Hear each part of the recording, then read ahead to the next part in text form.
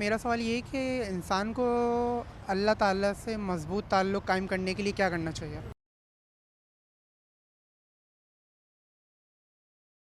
कितना सादा सवाल। सादा सवाल है। असल में बात ये है कि अनीक साहब, इस तरह से मिलती जुलते सवालात जो हैं वो हदीस शरीफ में भी आते हैं। हदीस शरीफ में आता है कि अल्लाह के नबी सल्लल्लाहु अलैहि वसल्लम फरमाते हैं कि अल्लाह ताला ने फरमाया कि मेरा बंदा आहिस्ता आहिस्ता मेरे करीब होता जाता है नवाफिल के ज़रिए, नेकियों के ज़रिए, हत्ता कि मैं उसका हाथ बन जाता हूँ, उसका कान बन जाता हूँ।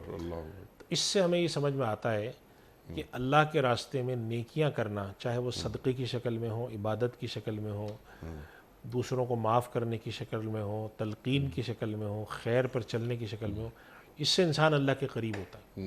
जितना इंसान नेकियों में इजाफ़ा करता है, अच्छाई में के काम करता है, वो अल्लाह के करीब जाता है, अल्लाह से ताल्लुक़ जोड़ कर।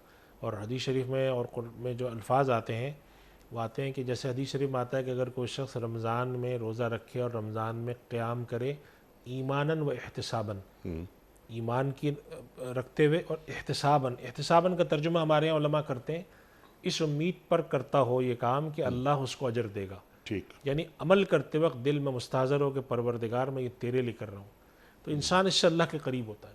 जब अल्लाह के करीब होता है, अल्लाह की इताअत करके, नबी की इताअत करके, तो फिर उसके दिल में अल्लाह की मोहब्बत डाली जाती है। जी। और अल्लाह सुब्हानहू व तआला ने कुरान में फरमाया वल्लज़ीना आमनू अशद्दु हुब्बन लिल्लाह, जो लोग ईमान वाले अल्लाह से खूब मोहब्बत करते हैं।